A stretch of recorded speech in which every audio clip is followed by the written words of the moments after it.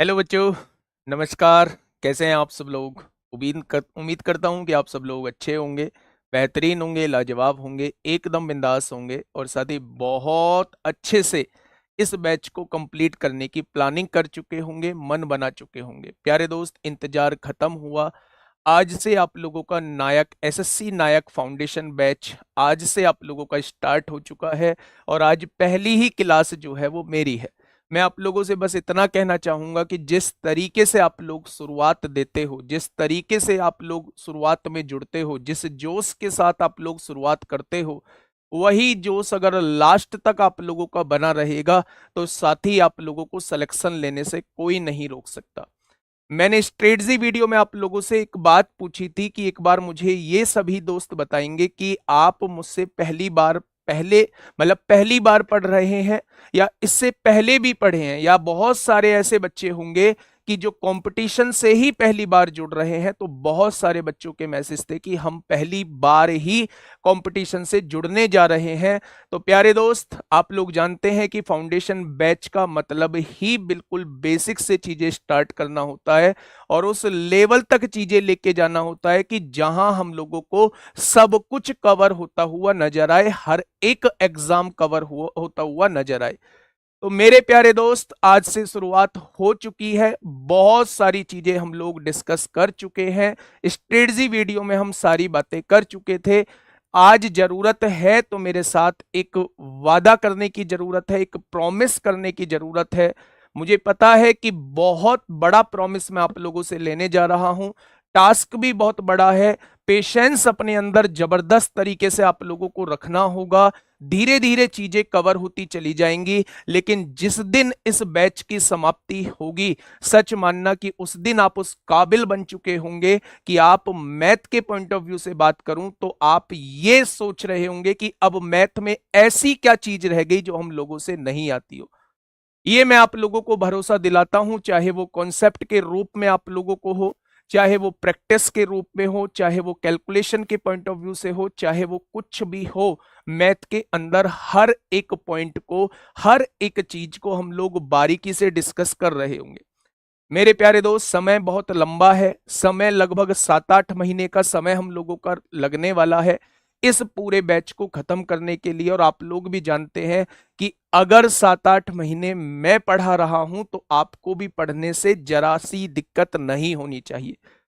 जहां इरेगुलरिटी आ गई, जहां कंटिन्यूटी ब्रेक हुई, वहीं चीजों से मतलब इंटरेस्ट खत्म होना स्टार्ट हो जाएगा। मेरे प्यारे दोस्त, जब तक आप लोग कंटिन्यू रहते हैं चीजों में तब तक इंटरेस्ट बना रहेगा, लेकिन थोड़ी सी भी डिसकंटिन्यूटी आते ही मेरे भाई इंटरेस्ट धीरे धीरे कम होना स्टार्ट हो जाएगा। और जहां इंटरेस्ट कम होना स्टार्ट हुआ, वहीं चीजें जो है वो सही दिशा से भटक जाएंगी। तो मैं आप लोगों से बस यही कहूंगा कि मेरे साथ वादा करो कि आज है 2 दिसंबर मेरे भाई, 2024 में हम इस बैच की शुरुआत करने जा रहे हैं। लगभग 8 महीने का समय मैं आप लोगों से मांग रहा हूं, जुलाई अगस्त तक का मैं समय आप लोगों से मांग रहा हूं। इस बीच में आप लगातार मुझसे जुड़े रहेंगे। बहुत सारे टॉपिक ऐसे आएंगे जिसमें इंटरेस्ट नहीं बनेगा, जिसमें बहुत बार ऐसा होगा कि बोर फील होगा, लेकिन मेरे दोस्त उसे साइड में रख देना। जहां ऐसा महसूस हो कि हम लोगों को बोरिंग फील हो रहा है मेरे भाई, वहीं समझ जाना कि ये चीज बहुत ज्यादा जरूरी है, क्योंकि आप लोग भी जानते हैं अच्छी चीज देर से ही समझ आती है। तो मेरे भाई, वहां आप लोगों को सबसे ज्यादा कंसंट्रेट होकर पढ़ाई करने की जरूरत है।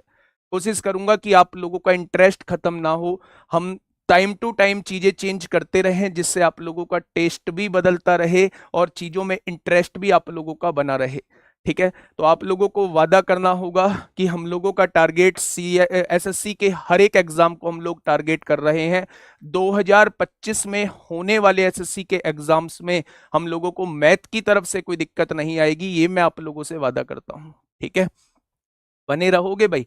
तो एक बार फटाक से कर दो, थम्स अप कर दो कि हाँ, हम लोग आपके साथ बने रहेंगे। ये आज की क्लास के लिए हम लोग नहीं जुड़े हैं, हम अगले 8 महीने की क्लास के लिए आप लोगों से जुड़ चुके हैं।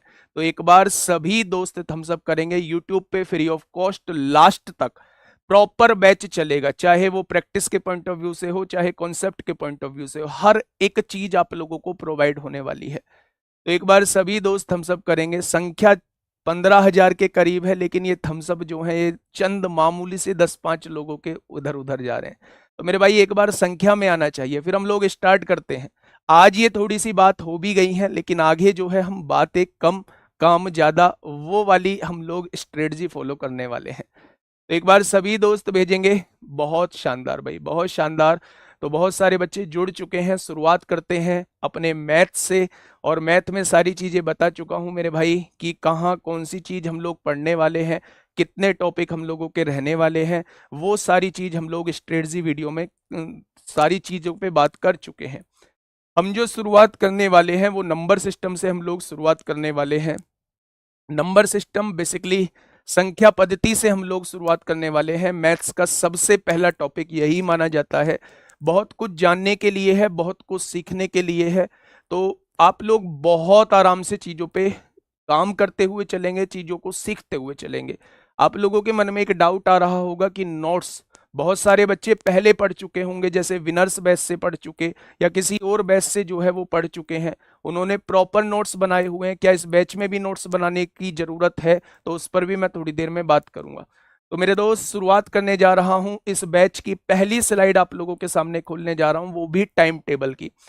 तो बैच का नाम एसएससी नायक फाउंडेशन बैच है, ये आप लोग जानते ही हैं। सुबह 9 बजे मेरी क्लास से शुरुआत हुआ करेगी, और शानदार ही शुरुआत हम लोग किया करेंगे, ये मैं आप लोगों से वादा करता हूं। मेरे ठीक बाद जो है 10:30 बजे Vipin Bhati sir English vocab की क्लास आपके सामने लेके आएंगे। फिर उसके बाद रीजनिंग की क्लास ठीक 12 बजे जो है वो शोभित सर आपके सामने लेके आएंगे। इसके बाद 1 बजे नवीन सर जीएस की क्लास लेके आपके सामने आएंगे, और ठीक 7 बजे शाम को इंग्लिश की क्लास संजीव सर लेके आप लोगों के सामने आएंगे। ये क्लासेस जो रहेंगी ये मंडे टू फ्राइडे क्लासेस रहेंगी। सैटरडे संडे में क्विज का प्लान कुछ कर रहे हैं, वो नवीन सर ने कल आपको थोड़ा सा आइडिया भी दिया था, तो वो प्रॉपर आप लोगों को पता लग जाएगा। ठीक है, रिवीजन करना है सैटरडे संडे में, और यकीन मानना जब 2-3 महीने निकल जाएंगे तो बहुत सारी चीजों पे पकड़ होती हुई आप लोगों को नजर आएगी। ठीक है, अगर मैं आगे बात करता हूं तो ये वो 2 बुक हैं जिनको मैंने स्ट्रेटजी वीडियो में भी बताया था। आपके पास अगर इनसे अलग कोई बुक है तो जरूरत नहीं है बिल्कुल भी, हर एक बुक अच्छी है मेरे भाई। जितनी भी बुक हैं सब मार्केट में बहुत बढ़िया बुक हैं। अगर कोई और बुक आपके पास अवेलेबल है तो बिल्कुल खरीदने की जरूरत नहीं है, बस ये देखना कि उससे क्वेश्चंस बन पा रहे हैं या नहीं बन पा रहे। अगर नहीं बन पा रहे हैं तो फिर कहीं हम लोग पढ़ने में थोड़ा सा मतलब गलत राह पे चल रहे हैं, और अगर बन पा रहे हैं 70-80% बन पा रहे हैं तो बिल्कुल सही दिशा में हम लोग जा रहे हैं। और मुझे पूरी उम्मीद है बुक कोई सी भी हो, क्वेश्चन आप लोगों से बनेंगे। ठीक है, ये एडवांस मैथ की बुक है। इस बुक का कोई सानी नहीं है, इस बुक का मतलब मैं ये कहूं कॉम्पिटिटर भी नहीं है। बड़ी जानदार शानदार बुक है, मेरे पॉइंट ऑफ व्यू से बहुत शानदार बुक ये आपके सामने देखोगे।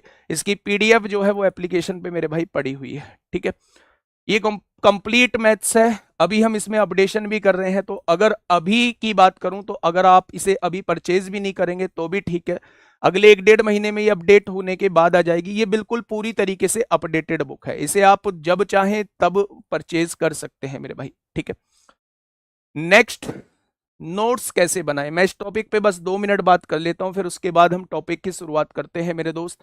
अगर मैं आप लोगों से ये कहूं कि नोट्स कैसे बनाएं, जो भी बच्चा पहले नोट्स बना चुका है, जो पहले नोट्स बना चुका है मैथ्स के, बहुत लोगों को आपने ये कहते सुना होगा कि नोट्स बनाने की जरूरत नहीं है, लेकिन मैं ये कहता हूं कि नोट्स बनाने की एक बार जरूरत है एग्जाम के टाइम पे, क्योंकि हम सारी चीजें टाइप वाइज कर रहे होंगे।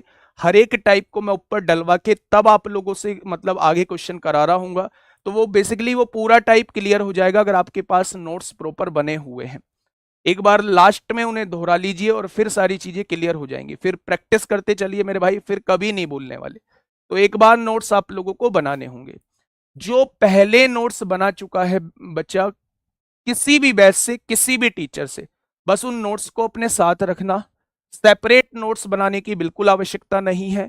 अगर कोई चीज एक्स्ट्रा मैं बताता हूं मेरे भाई तो उस चीज को बस ऐड कर लेना, बाकी कुछ भी आपको उसमें एक्स्ट्रा लिखने की जरूरत नहीं है।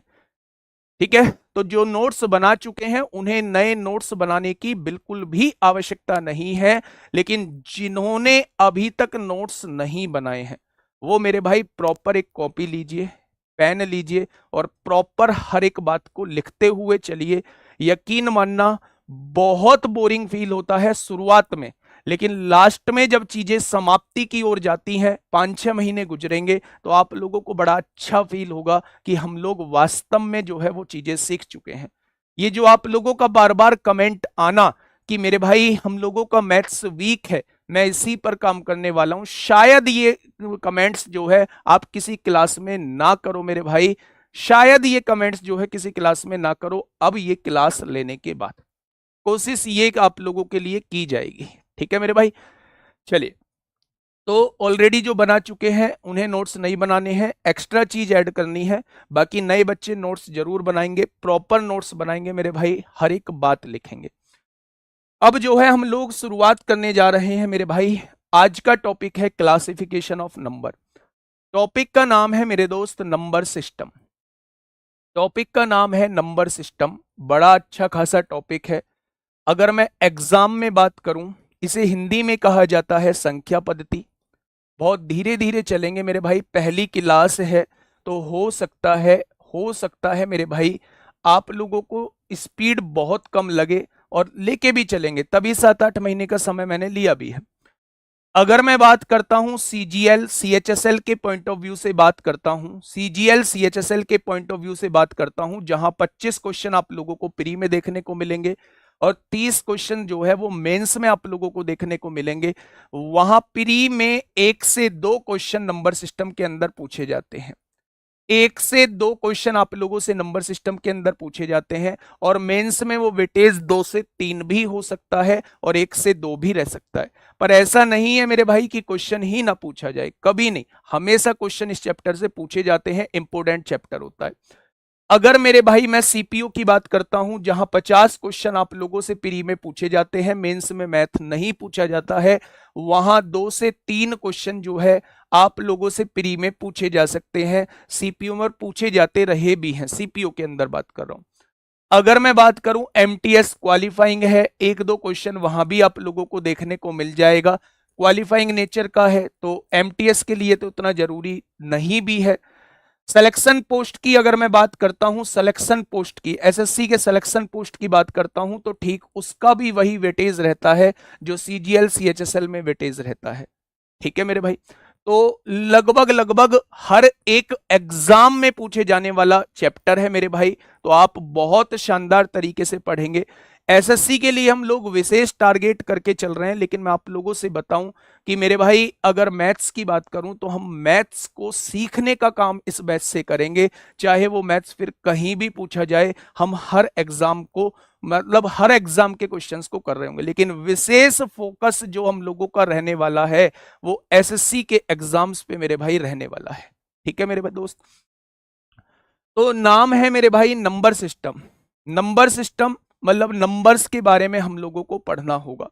नंबर्स के बारे में पढ़ना होगा तो सबसे पहला हम लोगों के सामने आता है कि क्लासिफिकेशन ऑफ नंबर, यानी कि संख्याओं का वर्गीकरण कैसे किया गया है, संख्याओं को बांटा किस तरीके से गया है, तो उस बांटने के हिसाब किताब को हम थोड़ा सा देखते हैं मेरे भाई। क्लासिफिकेशन ऑफ नंबर्स की बात जब आती है, कोई भी नंबर्स हैं उनको 2 पार्ट में हम लोगों ने कैटेगराइज किया है। सबसे पहले रियल नंबर और दूसरा होता है इमेजिनरी नंबर।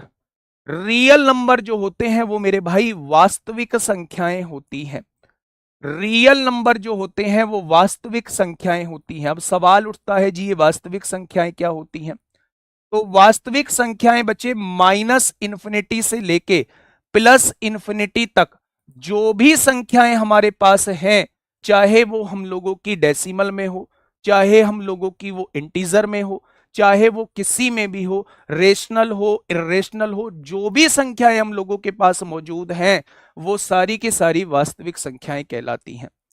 अब आप कहोगे जी सारी की सारी वास्तविक संख्याएं हो गई, तो फिर ये दूसरा पार्ट आपने क्या लिखा है, इमेजिनरी नंबर, जिसे काल्पनिक संख्याएं कहा जाता है। तो मेरे भाई आपने रूट के अंदर, स्क्वायर रूट के अंदर माइनस कभी भी नहीं देखा होगा, तो ये सारी जो चीजें हैं जो एग्जिस्ट नहीं करती, केवल और केवल सोच सकते हैं इनके बारे में, ये काल्पनिक बातें जैसी लगती हैं कि रूट के अंदर माइनस होना, जैसे -√3, -√5, ये सारी जो संख्याएं होती हैं ये काल्पनिक संख्याएं होती हैं, इमेजिनरी नंबर होते हैं।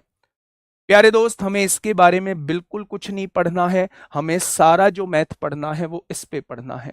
अगर मैं रियल नंबर और इमेजिनरी नंबर को मिला देता हूं तो वो समिश्र संख्याएं बन जाती हैं, यानी कि कॉम्प्लेक्स नंबर बन जाते हैं।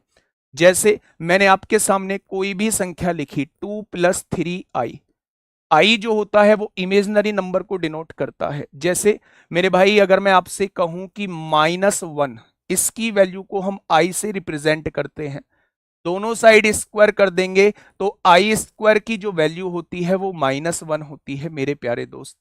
तो अगर कहीं भी किसी संख्या के साथ आई लगा हुआ आप लोगों को दिख जाता है तो वो इमेजिनरी नंबर है।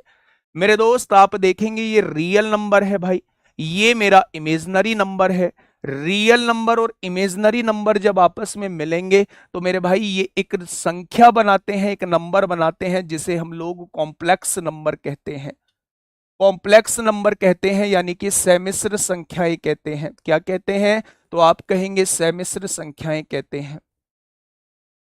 दूसरा, आप लोगों ने किताबों में इसकी डेफिनेशन सुनी होगी कि मेरे भाई रियल नंबर वो होते हैं जो नंबर लाइन पे ड्रॉ हो जाते हैं। अब सवाल उठता है, भाई साहब ये नंबर लाइन क्या है? तो एक स्केल की तरह होता है। स्केल की तरह एक नंबर लाइन होती है, उस पर हम जिस भी अंक को रिप्रेजेंट कर सकते हैं वो सारे रियल नंबर कहलाते हैं। तो किताबी भाषा तो ये है, और वैसे अगर देखा जाए देसी लैंग्वेज में कहा जाए तो सब कुछ रियल नंबर है। जो भी संख्या हम लोग जानते हैं, चाहे वो डेसिमल में हो चाहे वो इंटीजर के रूप में हो, इसे मेरे भाई आयोटा बोला जाता है। आयोटा की वैल्यू जो होती है रूट के अंदर -1 होती है, और आयोटा का स्क्वायर जो होता है वो -1 होता है। ठीक है, यहां तक चीजें सारी क्लियर हुई। चल नेक्स्ट, एक बार इसे थोड़ा सा देखिएगा। ये मत सोचना जी पीडीएफ बनवा के लाए हो, एक बेहतरीन तरीके से कोशिश की जा रही है आप लोगों के पास कंटेंट को डिलीवर करने की। ऐसा नहीं है ये सारी चीजें मैं भी लिख देता, और लिखने का कोई बहुत बड़ा वो नहीं है, हर एक चीज मैं आपको समझाता हुआ चलूंगा। ठीक है, तो सारे जो है वो डाउट अपने साइड रख दीजिए। जो एक कमेंट बाजी करने की आदत है इसको थोड़ा सा सुधारिए, धीरे धीरे सुधारेंगे दूर ही हो जाएगी। बस जेन्युइन कमेंट करिए जहां आपको जेन्युइन लगे। लेकिन मेरे भाई ये इतने ज्यादा जो है वो कमेंट करने की आदत डालोगे तो दोस्त इस बैच का रिजल्ट नील बटे सन्नाटा फिर से निकल के आएगा। ठीक है, अब ध्यान से सुनिएगा। रियल नंबर के बारे में हम लोगों ने पढ़ा। रियल नंबर जो होते हैं वो वास्तविक संख्याएं होती हैं। रियल नंबर को हमने दो पार्ट में डिवाइड किया। रियल नंबर को दो पार्ट में डिवाइड किया। सबसे पहले रेशनल नंबर क्या होते हैं, जिन्हें हम लोग परिमेय संख्या कहते हैं। दूसरा इर्रेशनल नंबर क्या होते हैं, जिन्हें हम अपरिमेय संख्या बोलते हैं। क्या बोलते हैं? इन्हें हम लोग अपरिमेय संख्या बोलते हैं। अब सवाल ये उठता है जी ये रेशनल नंबर और इर्रेशनल नंबर कहां से आ गए, होते क्या है मेरे भाई? तो थोड़ा सा ध्यान से समझिएगा। अगर मैं रेशनल नंबर की बात करूं, मैं एक एक पॉइंट आप लोगों को समझाता हूं कि रेशनल नंबर भाई साहब होते क्या है। पहले हेडिंग डालिएगा अपनी कॉपी में, रेशनल नंबर यानी कि परिमेय संख्या क्या होती है। रेशनल नंबर क्या होते हैं यानी कि परिमेय संख्या क्या होती है। तो मेरे भाई रेशनल नंबर होते हैं। रेशनल नंबर चेक करने के लिए आप लोगों को तीन कंडीशन देखनी होती हैं। पहली कंडीशन ये होती है कि कोई भी संख्या P/Q के फॉर्म में लिखी जानी चाहिए। ये जो ऊपर वाला पार्ट होता है इसे न्यूमरेटर यानी अंश कहते हैं। ये जो नीचे वाला पार्ट होता है इसे डिनोमिनेटर यानी हर कहते हैं। अगर कोई भी संख्या अंश बटे हर के रूप में लिखी हुई है तो ये रेशनल नंबर की पहली कंडीशन मेरे भाई होती है। दूसरी कंडीशन ये होती है कि हर कभी भी 0 के बराबर नहीं होना चाहिए। क्यू नॉट इक्वल टू मेरे भाई 0। तीसरी कंडीशन ये होती है कि ये जो P और Q हैं दोनों के दोनों पूर्णांक होने चाहिए, यानी दोनों इंटीजर होने चाहिए। अब ये बीच में कहां से आ गया भाई साहब? पूर्णांक के बारे में थोड़ा सा बता दीजिए। तो सुनिए मेरे भाई, पूर्णांक क्या होता है। अगर आप पूरी पूरी वैल्यू देखेंगे, माइनस इंफिनिटी से प्लस इंफिनिटी तक पूरी पूरी वैल्यू देखेंगे, पॉइंट में नहीं होनी चाहिए, तो उसे हम लोग पूर्णांक कहते हैं, उसे हम लोग इंटीजर कहते हैं। ध्यान से सुनना मेरे भाई, अगर किसी भी नंबर के साथ ये तीनों कंडीशन फुलफिल हो रही हैं, तो उस नंबर को हम लोग जो है क्या कहने वाले हैं, उस नंबर को हम लोग जो है वो रेशनल नंबर कहने वाले हैं, यानी कि मेरे भाई परिमेय संख्या हम लोग कहने वाले हैं। अब अगर मैं यहां से आपसे पूछूं, मैंने आप लोगों के सामने कहा, एग्जाम्पल के तौर पे मैं बात करता हूं, मैंने आप लोगों के सामने कहा कि 2/7 क्या है, तो आपने कहा जी मैं ऐसे बताने वाला नहीं हूं, क्योंकि सीखने के उद्देश्य से आया हूं तो चीजों को सोच समझ के आंसर दूंगा। आपने सारी कंडीशन को चेक किया, आपने कहा जी P अपॉन Q के फॉर्म में भी संख्या लिखी हुई है, पहली कंडीशन फुलफिल हो गई। दूसरा आपने कहा Q 0 के बराबर भी नहीं है, यानी डिनोमिनेटर 0 के बराबर भी नहीं है, तो दूसरी कंडीशन भी फुलफिल हो गई। तीसरा आपने कहा जी दोनों के दोनों इंटीजर होने चाहिए, ये भी इंटीजर है, ये भी इंटीजर है, जब तीनों की तीनों कंडीशन फुलफिल हो गई तो क्या ये मेरा रेशनल नंबर कहलाएगा, तो आप कहेंगे जी बिल्कुल कहलाएगा। यानी जब भी इस तरीके की आप लोगों के पास संख्याएं दी हो तो वो सारी की सारी रेशनल नंबर होती हैं। Point clear. दूसरे एग्जाम्पल की तरफ अगर मैं चलूं, तो मैंने खाली आपके सामने एक संख्या लिख दी 5, मैंने दूसरी संख्या आपके सामने लिख दी, खाली की खाली 5 लिख दी।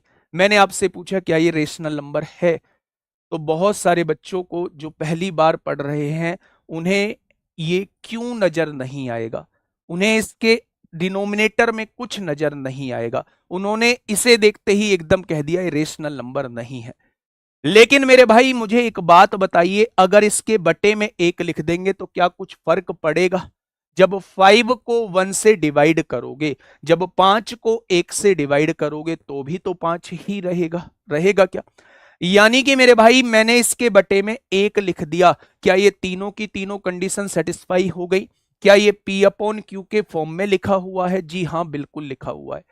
क्या क्यों जो है वो 0 के बराबर है? नहीं, क्यों तो 1 के बराबर है मेरे भाई। क्या दोनों के दोनों इंटीजर हैं? बिल्कुल दोनों के दोनों पूर्णांक हैं, तो ये भी मेरा रेशनल नंबर हो जाएगा। यानी आज के बाद अगर कोई पूर्णांक लिखा हुआ है तो सारे के सारे पूर्णांक जो होते हैं वो रेशनल नंबर होते हैं, सारे के सारे पूर्णांक जो होते हैं वो परिमेय संख्या होती है। ठीक है, अब देखिए मेरे भाई मैं तीसरे एग्जाम्पल की तरफ आप लोगों को लेके चल रहा हूं। मैंने आप लोगों से कहा √36 अपॉन √49, मैंने आप लोगों से कहा क्या ये मेरा रेशनल नंबर है, क्या ये मेरा रेशनल नंबर है? सोच समझ के जवाब देना मेरे दोस्त, जिस दिन इंटरेस्ट लेना शुरू कर दोगे टाइम का पता नहीं चलेगा। मैं बस आप लोगों से ये कहूंगा इस टाइम का पता हम नहीं चलने देंगे, बहुत शांति से हम लोग पढ़ने वाले हैं। मैंने आप लोगों से पूछा भाई √36 और √49 लिखा हुआ है, क्या ये मेरा रेशनल नंबर है? आपने कहा जी अभी नहीं बताऊंगा, पहले मैं इसे सॉल्व करूंगा। मैंने कहा कैसे सॉल्व करोगे?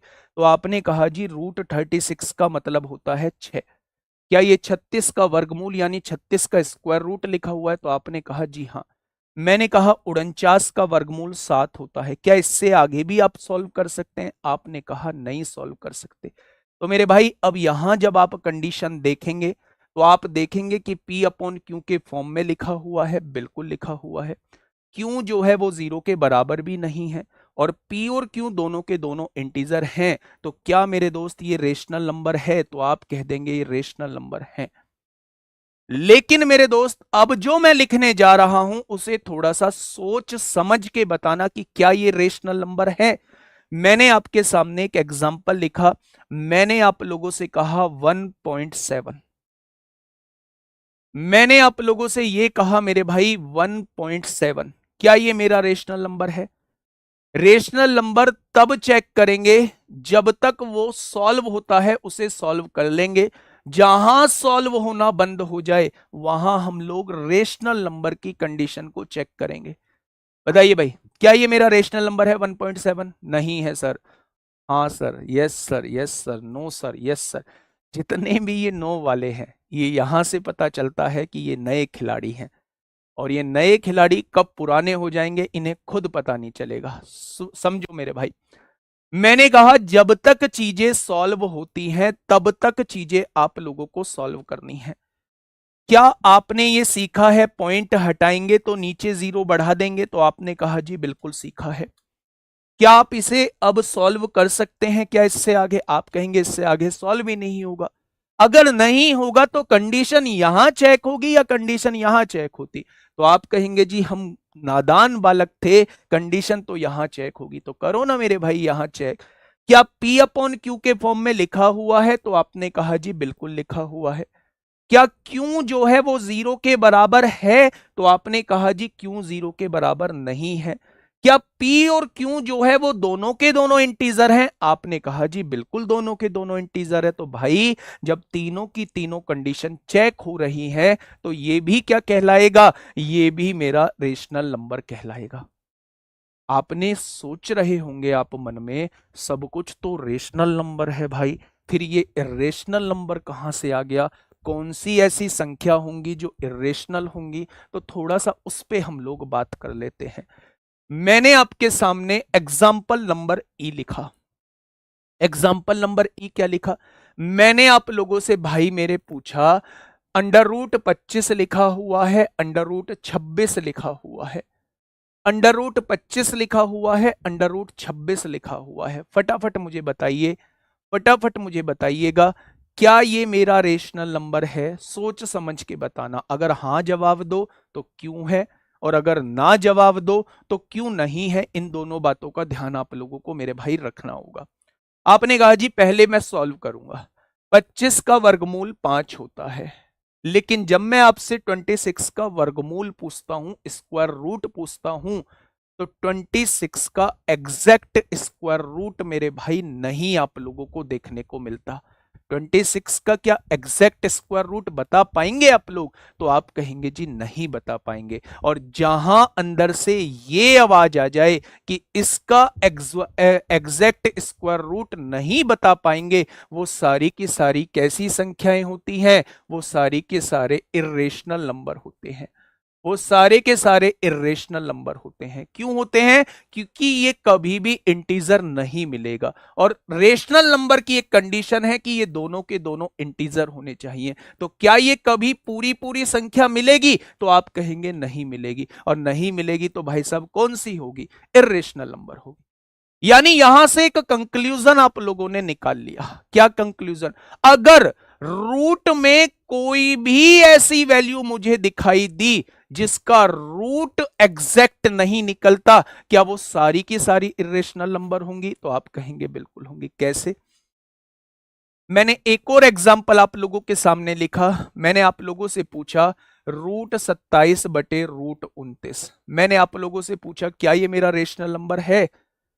क्या ये मेरा रेशनल नंबर है? तो आपने कहा जी ये मेरा रेशनल नंबर नहीं है, क्योंकि रूट 27 का एग्जैक्ट वर्गमूल नहीं पता, रूट 29 का एग्जैक्ट वर्गमूल नहीं होता, तो ये भी मेरा क्या हो जाएगा? ये भी मेरा इरेशनल नंबर हो जाएगा। ये भी क्या हो जाएगा? ये भी मेरा इरेशनल नंबर हो जाएगा। लेकिन आप लोगों को कंफ्यूज थोड़ा सा यहां कर देता हूं एक एग्जाम्पल पूछ के, और इस पर मुझे सारे बच्चों के जवाब चाहिए। क्या ये मेरा रेशनल नंबर है? क्या ये मेरा रेशनल नंबर है? कौन सा? √3/√27। बताइए, बताइए। क्वेश्चन पूछने की आवश्यकता ही नहीं है। आप पूछ रहे हो पाई क्या है? भाई ये जनरल क्वेश्चन है, सबको ही बताता है, तो पूछने की आवश्यकता ही नहीं है। मैं आऊंगा, सारी चीजों को पढ़ा के ही जाऊंगा मेरे भाई, पर जो मैं पढ़ा रहा हूं उसके जवाब आप लोग देते रहो। इसके बारे में आप लोगों की राय क्या है? इसको देख के आप क्या कहना चाहोगे? ये √3 लिखा हुआ है, नीचे √27 लिखा हुआ है। गौर से देखिए और बताइए इसके बारे में आप क्या कहना चाहेंगे। रेशनल या इरेशनल? थोड़ा सा सोच के आप लोगों को बताना है। रेशनल या इरेशनल नंबर ये आपके सामने है। यस नो नहीं लिखना है, मुझे यस नो समझ नहीं आ रहा है। रेशनल या इरेशनल ये बताइए बस। आर या आई? इरेशनल है पक्का? पक्का इरेशनल है? हाँ, जो इरेशनल कह रहे हैं उन्होंने भी कुछ गलत नहीं सोचा, उन्होंने सोचा होगा √3 का एग्जैक्ट वर्गमूल तो होता ही नहीं है, √27 का भी एग्जैक्ट वर्गमूल नहीं होता है। जब एग्जैक्ट वर्गमूल नहीं होता है तो मैंने ही बताया है वो सारे नंबर इरेशनल होते हैं। लेकिन शायद आपने उससे पहली बात नहीं सुनी मेरे भाई मेरी। मैंने कहा था जब तक चीजें सॉल्व हो सकती हैं पहले उन्हें सॉल्व कर लीजिए, उसके बाद चेक करिए कि वो रेशनल नंबर है या इरेशनल नंबर है। अगर दोनों ही वैल्यू रूट के अंदर हैं तो क्या मैं इसे लिख सकता हूं, दोनों ही वैल्यू को रूट के अंदर 3/27 लिख सकता हूं क्या? दोनों ही स्क्वायर रूट के अंदर हैं, क्या दोनों को स्क्वायर रूट के अंदर लिख सकता हूं? आपने कहा जी बिल्कुल लिख दो। जब आपने इसे सॉल्व किया 3 एकम 3 होगा, 3 नाम 27 होगा। क्या आपने ये सॉल्व कर दिया? और 1/9 का स्क्वायर रूट जब आप निकालेंगे तो क्या 1/3 लिखेंगे? हाँ या ना भाई? 1 का वर्गमूल 1 होता है, 9 का वर्गमूल 3 होता है। यानी कि कुल मिला के जब आपने इसे सॉल्व किया तो ये आ गया। आ गया क्या? क्या आप इसे चेक कर रहे होंगे ऐसी कौन सी कंडीशन है जो आप लोगों की यहां फुलफिल नहीं हो रही? क्या ये P/Q के फॉर्म में नहीं लिखा हुआ? तो आपने कहा बिल्कुल लिखा हुआ है। क्या क्यों इसमें जीरो है? तो आपने कहा नहीं जीरो तो नहीं है। क्या ये दोनों इंटीजर नहीं है? तो आपने कहा जी बिल्कुल इंटीजर है। तो मेरे भाई ये मेरा रेशनल नंबर है, ये मेरा रेशनल नंबर है। तो ऐसे आप लोगों को बीच में चेक करने होंगे। ठीक है, मैंने आप लोगों से क्या पूछ लिया? मैंने आप लोगों से पूछ लिया भाई जी √5 क्या है? फटाफट बताइए √5 क्या है? एकदम चुटकी भर सेकंड में बता दीजिए √5 क्या है। √5 के बारे में बताइए। √5 क्या है? रेशनल और इरेशनल? आपने कहा जी अब तो मजाक वाली बात आ गई, इरेशनल नंबर है भाई साहब। √5 का कौन सा एग्जैक्ट वर्गमूल होता है? आप इसके नीचे 1 लगाओ या 2 लगाओ, फर्क नहीं पड़ता, ये मेरा इरेशनल नंबर होगा। जितनी भी रूट में वैल्यूज हैं जिनके एग्जैक्ट रूट हम लोगों को नहीं पता है वो सारी की सारी इरेशनल नंबर होती है। क्या ये पॉइंट क्लियर हुआ? थोड़ा सा भी कुछ डाउट है इसमें तो आप लोग कहेंगे जी थोड़ा सा भी डाउट नहीं है। अब सवाल कहाँ आके अटक जाता है? अब सवाल भाई साहब यहां आके अटक जाता है पाई और 22/7। इसके बारे में क्या विचार है? पाई और 22/7 इसके बारे में क्या विचार है आप लोगों का? फटाफट मुझे बताइए। अच्छा, कोई मुझे पाई की डेफिनेशन देगा कि पाई की डेफिनेशन क्या होती है? क्या कोई पाई की डेफिनेशन मुझे देगा? एक भी बच्चा क्लास में ऐसा मौजूद है जो पाई की डेफिनेशन मुझे दे, पाई के बारे में थोड़ा सा मुझे बताए। पाई की वैल्यू के बारे में नहीं पता ना? पाई की डेफिनेशन कोई देगा क्या? Both are irrational. अभी आपको अभी आपको बहुत कुछ बताना है इसमें। पाई की डेफिनेशन, तो पाई की डेफिनेशन देखिए मेरे भाई, ये क्या है? एक सर्किल आप लोगों के सामने लिखा हुआ है। आपने कहा जी बिल्कुल लिखा हुआ है। ये सर्किल की ये जो बाउंड्री आपके सामने दिख रही है मेरे भाई, ये जो बाउंड्री आपके सामने दिख रही है इसे परिधि कहा जाता है, इसे सरकमफ्रेंस बोला जाता है। क्या कहा जाता है? सरकमफ्रेंस बोला जाता है। ये क्या है? ये सेंटर है। सेंटर से एक ऐसी लाइन जो सर्किल को 2 पॉइंट पे टच करती है और सेंटर से पास होती है उसे डायमीटर बोला जाता है, उसे व्यास बोला जाता है, उसे डायमीटर बोला जाता है, उसे व्यास बोला जाता है। इस बाउंड्री को क्या बोला जाता है? तो आप कहेंगे सरकमफ्रेंस बोला जाता है। सरकमफ्रेंस बोला जाता है। क्या बोला जाता है मेरे भाई? सरकमफ्रेंस बोला जाता है। जब भी आप लोगों से पूछे कि भाई साहब पाई होता क्या है, तो पाई का जो डेफिनेशन होती है, पाई की डेफिनेशन होती है सरकमफ्रेंस। सरकमफ्रेंस किसी भी सर्किल की सरकमफ्रेंस अपॉन डायमीटर।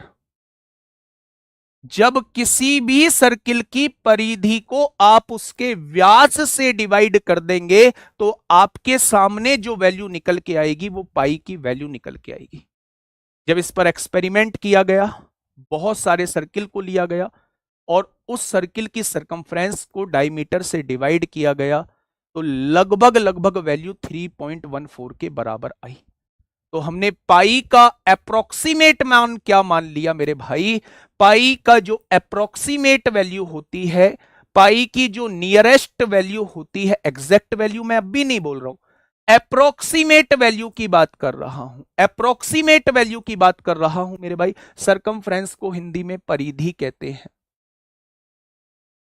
डायमीटर को हिंदी में व्यास कहते हैं। अप्रोक्सीमेट मतलब निकटतम वैल्यू, निकटतम मान की मैं बात कर रहा हूं।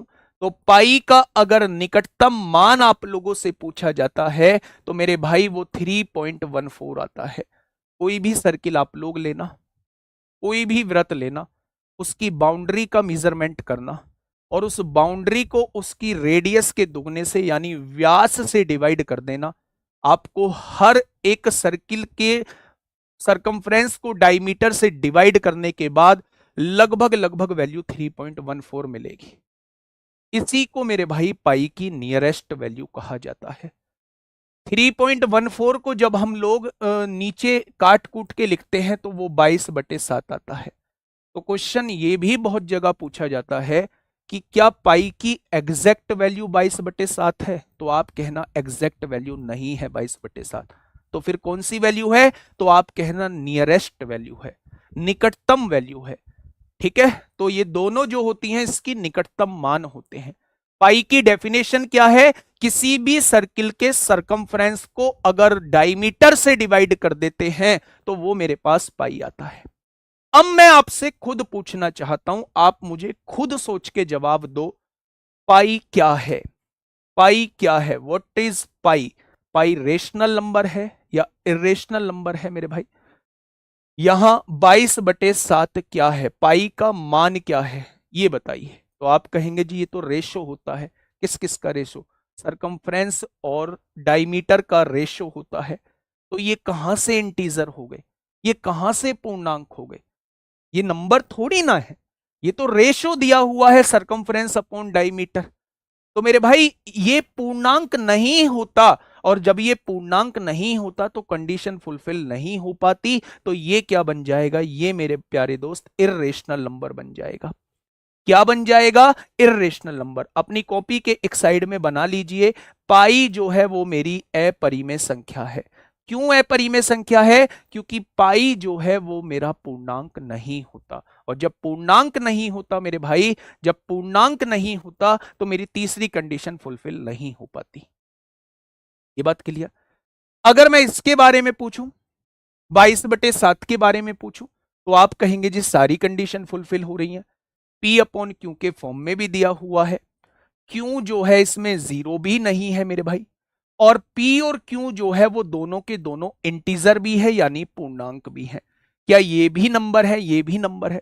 तो जब सारी के सारी तीनों की तीनों कंडीशन फुलफिल हो पा रही हैं तो मैं इसे कहूंगा ये मेरा रेशनल नंबर है, ये मेरा रेशनल नंबर है।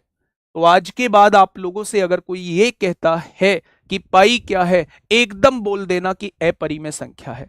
अगर वो आपसे पूछे पाई का मान क्या है, तो आप कह देना जी परिमेय संख्या है। क्या ये बातें क्लियर है? तो अपरिमेय और परिमेय को आप लोग पहचान लोगे? तो आप कहेंगे जी बिल्कुल पहचान लेंगे। क्वेश्चन में देखना, क्वेश्चन बड़े वैरायटीदार लेके आया हूं, है ना? क्वेश्चन बड़े वैरायटीदार है। सब कुछ थ्योरी पढ़ने के बाद भी क्वेश्चन में आपको कंफ्यूजन होगा, इसलिए क्वेश्चन तो मैंडेटरी हो जाते हैं थ्योरी के बाद। ठीक है मेरे भाई, आगे बढ़ते हैं। तो हम लोग किस पर बात कर रहे थे? रियल नंबर हम लोगों ने पढ़ लिया, रेशनल नंबर ये कंडीशंस लिखी हुई है, इरेशनल नंबर ये रूट में वैल्यूज आपके सामने लिखी हुई है। मैं थोड़ा सा बड़ा कर लेता हूं, ये देखिए भाई, ये आपके सामने चीजें लिखी हुई है। अब यहां पे आता है भाई, रेशनल नंबर जो होते हैं ना उनको भी दो पार्ट में कैटेगराइज किया गया है। एक तो इंटीजर होते हैं यानी जिन्हें हम लोग पूर्णांक कहते हैं, एक मेरे भाई डेसिमल होते हैं जिन्हें हम लोग दशमलव कहते हैं। भाई कोई भी वैल्यू या तो पूर्णांक होगी या फिर दशमलव में होगी। दशमलव मतलब फ्रैक्शन की बात कर रहा हूं। तो रेशनल नंबर को हमने दो पार्ट में कैटेगराइज किया है, एक तो इंटीजर यानी पूर्णांक, एक डेसिमल यानी दशमलव। अब इंटीजर के बारे में थोड़ी सी बात कर लेते हैं मेरे भाई। इंटीजर क्या होता है, यहीं पे आइए मेरे भाई, हेडिंग डालिएगा, इंटीजर क्या होते हैं। इंटीजर क्या होते हैं?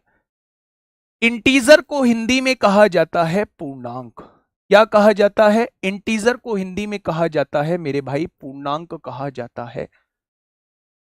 यानी कि नाम से थोड़ा सा क्लियर हो रहा होगा कि इंटीजर पूर्णांक मतलब पूरे पूरे अंक, जहां डेसिमल का कोई यूज नहीं होता। 3.14 क्या है, आप बताओ क्या है। साइक एवरीवन ने पूछा है 3.14 क्या है, आप बताओ मुझे क्या है 3.14।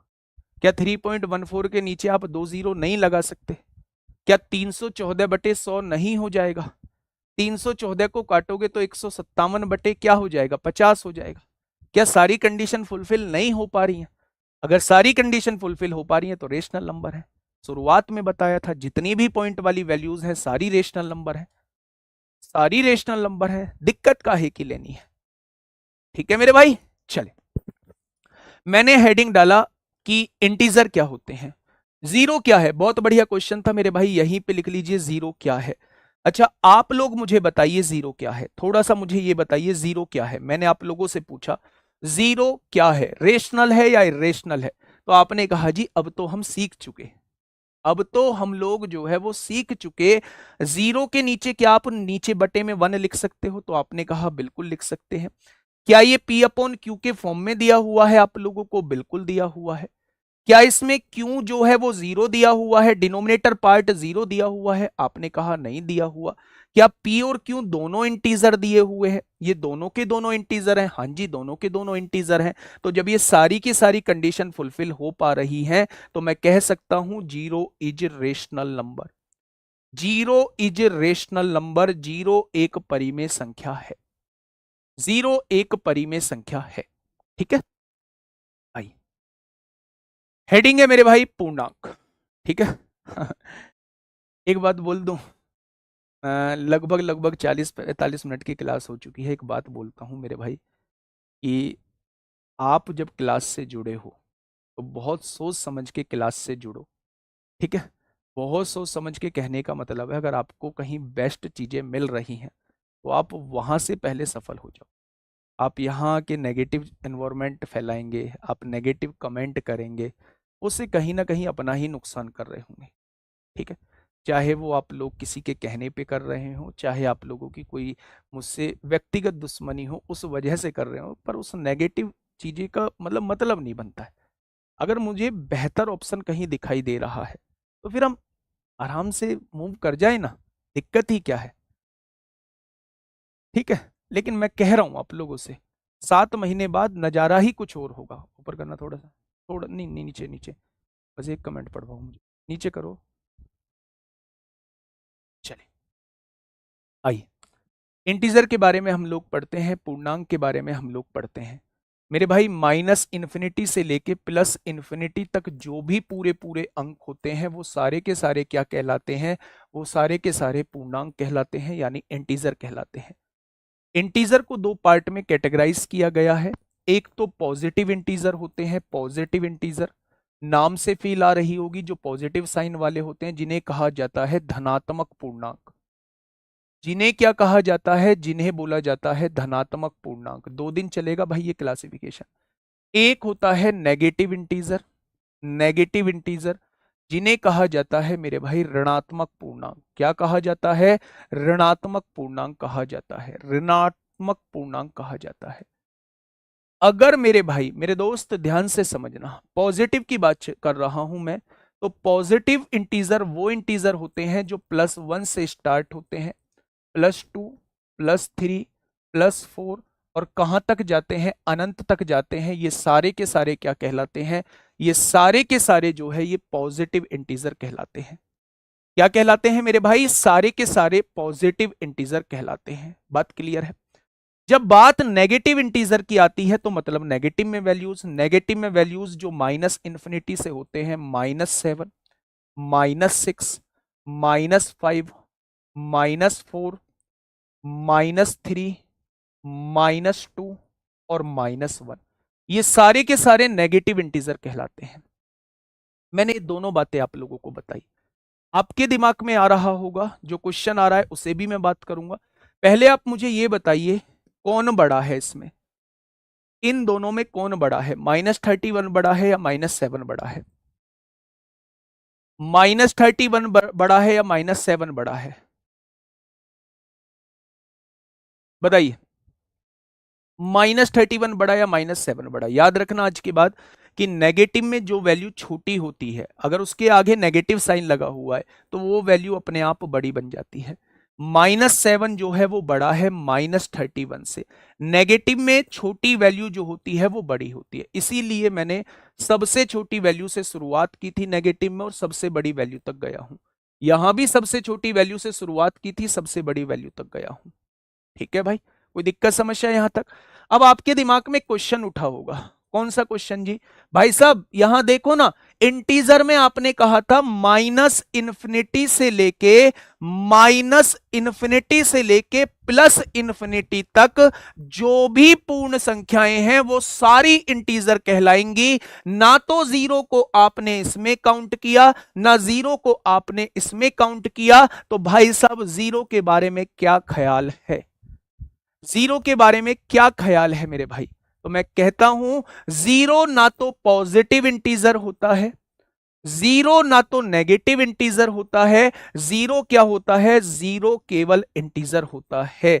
जीरो केवल एक पूर्णांक होता है। ना तो उसके आगे आप पॉजिटिव लगाएंगे, ना उसके आगे आप नेगेटिव लगाएंगे। जीरो केवल क्या हो जाएगा? जीरो केवल एक पूर्णांक हो जाएगा। बात समझ में आ गई? बात समझ में आ गई मेरे भाई? अब थोड़ा सा मैं आगे बढ़ जाता हूं, यहीं इस पेज पर थोड़ी सी बातें और सुन लेना।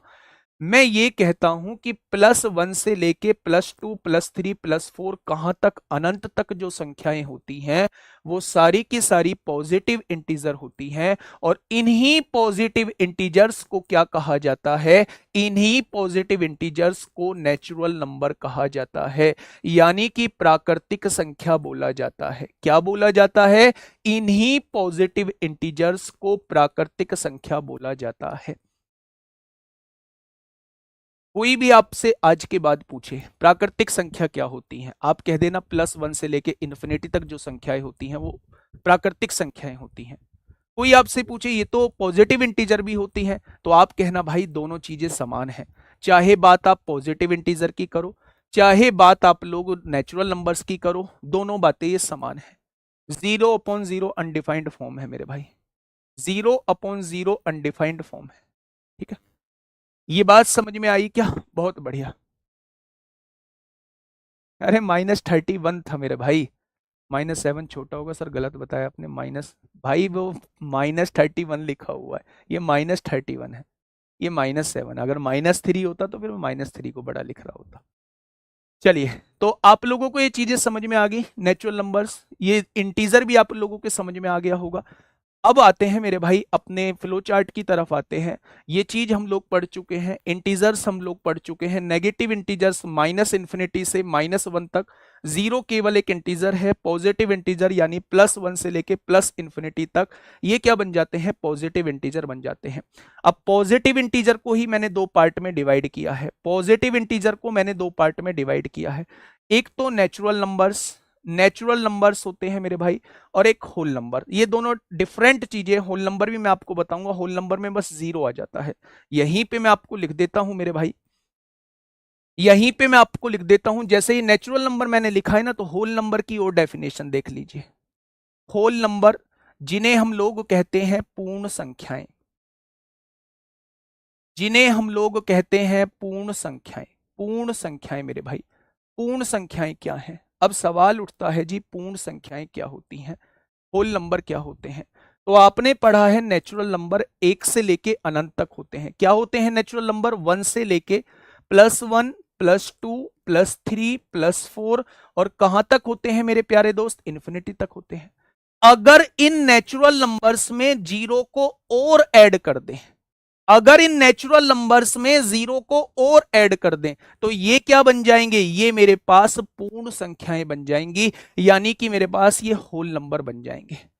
एक लाइन नीचे लिख लेना, सभी पूर्ण संख्याएं मेरी प्राकृतिक संख्या नहीं होती, लेकिन सभी प्राकृतिक संख्या मेरी पूर्ण संख्याएं होती हैं।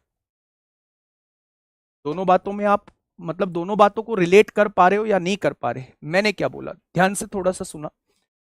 मैंने आप लोगों से कहा सभी प्राकृतिक संख्या, क्या ये मेरे नेचुरल नंबर हैं? 1 से लेके अनंत तक।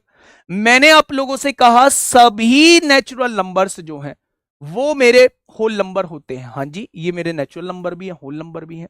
लेकिन अगर मैं कहूं सभी होल नंबर, भाई 0 मेरा होल नंबर तो है लेकिन नेचुरल नंबर नहीं है। इसका मतलब सभी होल नंबर मेरे नेचुरल नंबर नहीं हो सकते, लेकिन हां सभी नेचुरल नंबर मेरे होल नंबर हो सकते हैं। ये बात लिख दी। तो नेचुरल नंबर होल नंबर में चीजें सॉर्ट आउट हो गई। बहुत बढ़िया, आगे बढ़ते हैं मेरे भाई। आगे की अगर मैं थोड़ी सी बात करूं तो यहीं पे चीजों को समझने की कोशिश करेंगे। हम लोग यहां तक डिस्कस कर चुके हैं। इसके बाद ये वाला जो पार्ट है इस पे मैं थोड़ी देर में आऊंगा।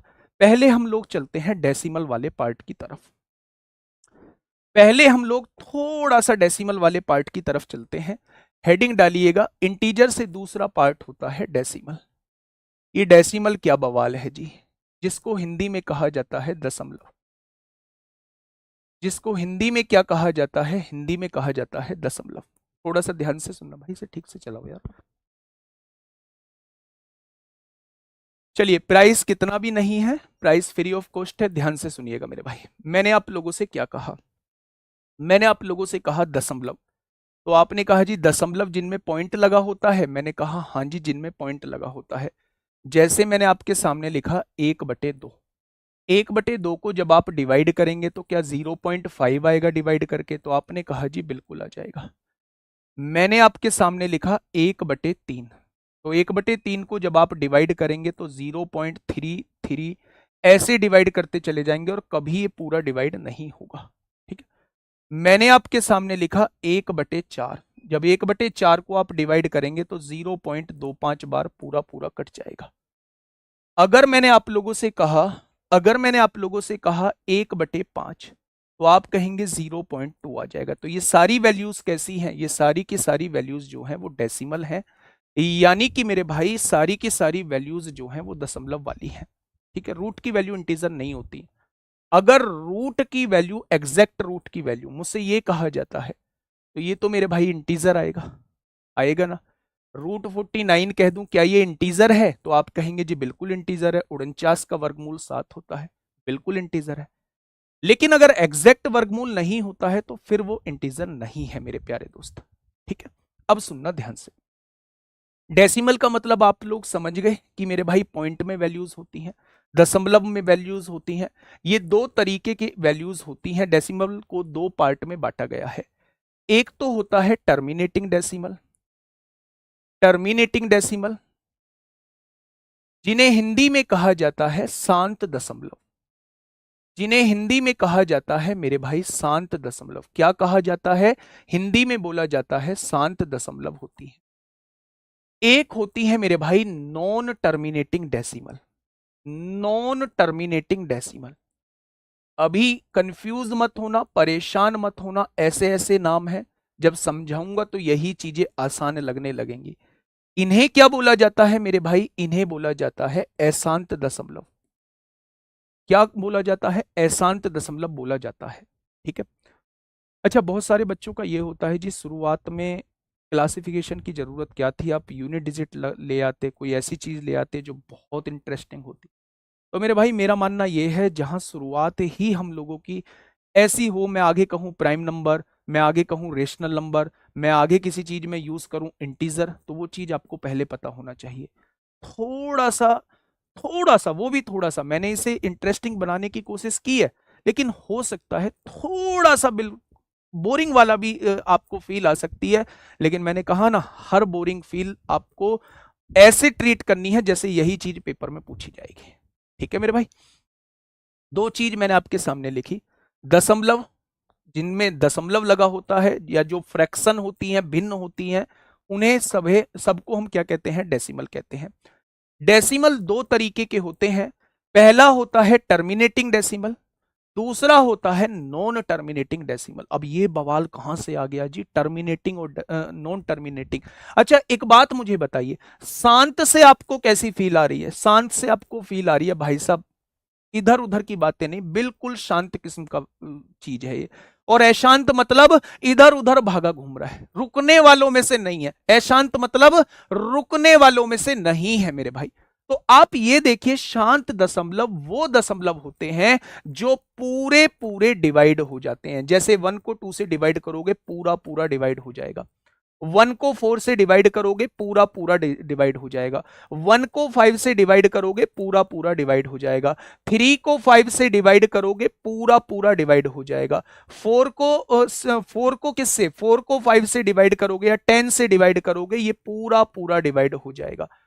जब कोई भी भिन्न जो है वो पूरी पूरी डिवाइड हो जाए तो उसे क्या कहा जाता है, उसे टर्मिनेटिंग डेसिमल बोला जाता है। तो ये भी टर्मिनेटिंग डेसिमल हो जाएगा, ये भी टर्मिनेटिंग डेसिमल हो जाएगा, और ये भी मेरा टर्मिनेटिंग डेसिमल हो जाएगा। ये कैसा था जी, पूरा पूरा डिवाइड हो रहा है, टर्मिनेटिंग है। टर्मिनेट मतलब खत्म हो जाना। कहते नहीं, आप मेट्रो पे आपने सुना होगा कि ये आखिरी स्टेशन है, टर्मिनेट, यहां मेट्रो टर्मिनेट हो जाएगी, यहां खत्म हो जाएंगी चीजें। तो मेरे भाई टर्मिनेट मतलब खत्म हो जाना, पूरा पूरा डिवाइड हो जाना। तो मेरे दोस्त आपने कहा ये भी टर्मिनेटिंग है, तो टर्मिनेटिंग में तो आपको दिक्कत नहीं आई होगी। जब मैं बात करता हूं नॉन टर्मिनेटिंग डेसिमल की बात करता हूं, तो नॉन टर्मिनेटिंग डेसिमल में भी आपको नजर आता होगा भाई साहब जो खत्म ही नहीं होता। लेकिन जैसे ही मन में ये बात आएगी कि जो खत्म ही नहीं होता, जैसे कि ये बात आएगी जो खत्म ही नहीं होता, तो दो क्वेश्चन आपके मन में उठने चाहिए। वो खत्म ना होने वाली चीजें कुछ इस तरीके की हो सकती है मेरे भाई, डिवाइड करके।